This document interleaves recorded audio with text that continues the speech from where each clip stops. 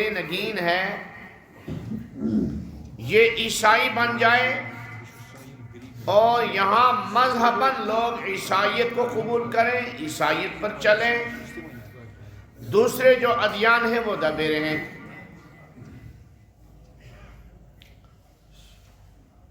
لوگ یہاں سے حج کو نکلے، اور حج ہوتا ہے مکہ المکرمہ میں، طواف صرف ایک ہی جگہ کا ہوتا ہے، ہوتا رہا اور قیامت تک ہوتا رہے گا، وہ ہے کعبۃ اللہ۔ باقی دنیا کی کوئی حسین و جمیل عمارت بنا دی جائے، قیمتی سے قیمتی دہات کی بنائی جائے، خوبصورت سے خوبصورت بنائی جائے، اگر اس کا طواف مسلمان کرے گا تو اس دین سے، اسلام سے خارج ہو جائے گا۔ از سر نو کلمہ پڑھنا ہے، نکاح والا ہے تو از سر نو نکاح کرنا ہے،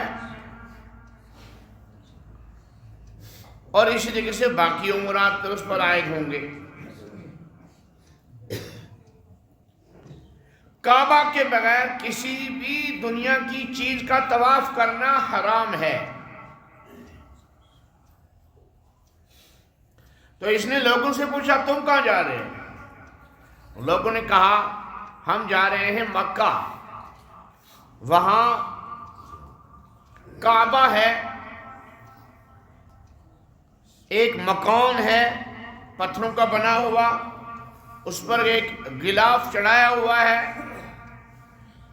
اس کے آس پاس لوگ طواف کرتے ہیں، گھومتے ہیں ارد گرد، وہاں جا کے لوگ حج کرتے ہیں۔ اور لوگوں نے کہا اس کو کہ وہ مکان بنایا ہے حضرت ابراہیم خلیل اللہ علیہ السلام نے، جو ان کی معلومات تھیں اس کے مطابق کہہ دیا۔ تو اس نے، یہ اس کی خواہش ہی تھی کہ عیسائی مذہب یہاں تقویت پکڑے، مضبوطی اختیار کرے۔ انہوں نے کہا یہ تو میں بھی بنا لوں گا یہاں۔ اس نے تعمیر کرنی شروع کی ایک مکان کی، اس کا نام رکھا قلیس۔ جب وہ مکان بن گیا تو اس نے ایتھوپیا کے لوگوں کو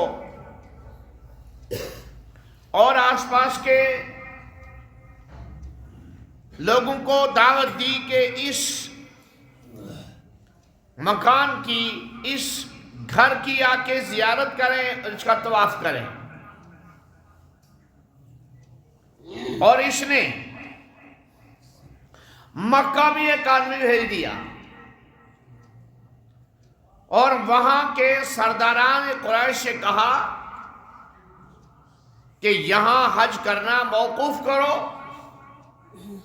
حج کرنے کے لیے یمن آ جا کرو جو حبشہ کا ایک علاقہ ہے، اور وہاں قلیس نامی عمارت کا طواف کرو۔ جو یہ قاصد آیا تھا مکہ والوں نے اس کو قتل کر دیا کہ تم ایک بری خبر لے کر آئے ہو۔ ادھر کیونکہ حبشہ میں مکہ کے لوگ رہتے تھے، تجارت کیا کرتے تھے، وہاں کے لوگوں نے سنا کہ اس نے قلیس نامی ایک تعمیر بنائی ہے اور اس کا نام کعبہ رکھا ہے، تو کوئی آدمی گیا اندر، اس نے وہاں جا کے پاخانہ کر دیا، قضائے حاجت کر دی۔ اب راحت نے دیکھا تو بہت غصہ ہو گیا، اور ادھر جب دیکھا کہ قاصد کو بھی قتل کر دیا ہے، غصے کی آگ اور بھڑک اٹھی۔ ان دنوں میں مکہ کے اندر اتنی کثیر تعداد میں آبادی نہیں تھی، وہاں کی اپنی آبادی چند ہزار لوگ تھے۔ اس نے 60,000 تعداد کی فوج تیار کی، 60,000 افراد، اس میں ہاتھیاں، گھوڑے، اونٹ اور رسد اور ساری چیزیں لے کر یہ نکلا، اور اس نے یہ دعویٰ کیا کہ میں جو مکہ میں کعبۃ اللہ ہے اس کو منہدم کر دوں گا۔ جب وہ منہدم ہو جائے گا، اس کی عمارت رہے گی ہی نہیں، لوگوں کو نیا بنانے کی ہمت نہیں پڑے گی، نیا بنانے کی اجازت بھی نہیں دیں گے، اور لوگ میرے اس قلیس نامی مکان کی تعمیر طواف کے لیے آ جایا کریں گے۔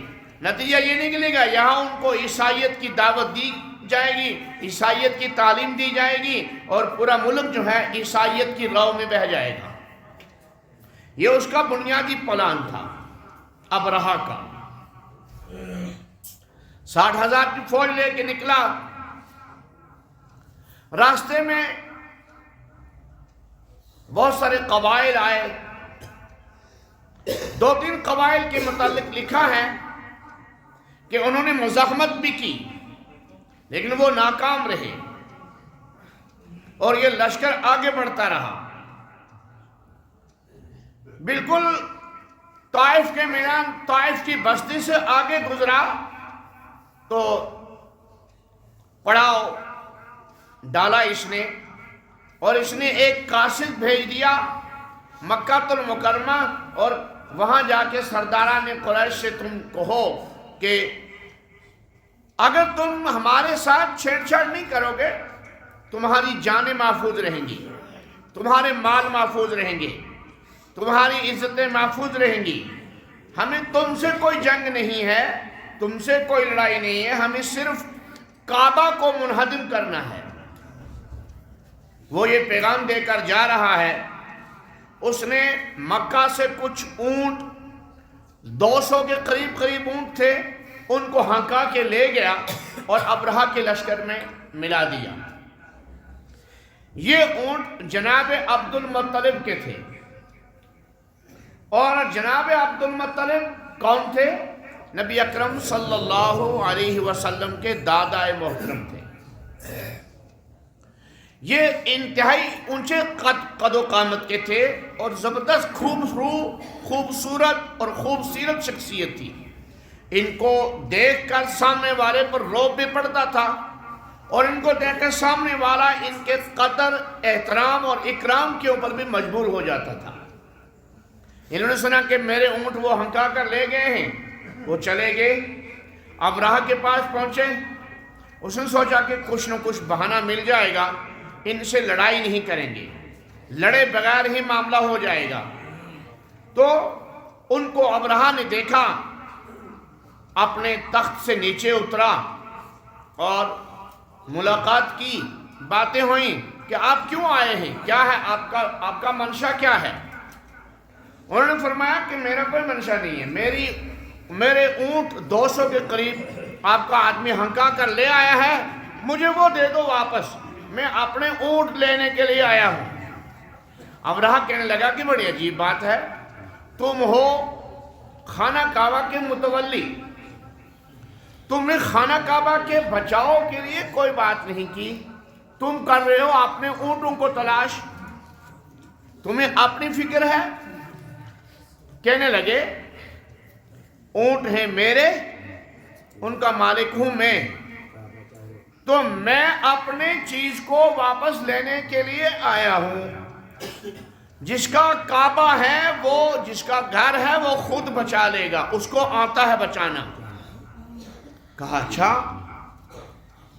انہوں نے اونٹ 200 واپس کیے، چلے گئے۔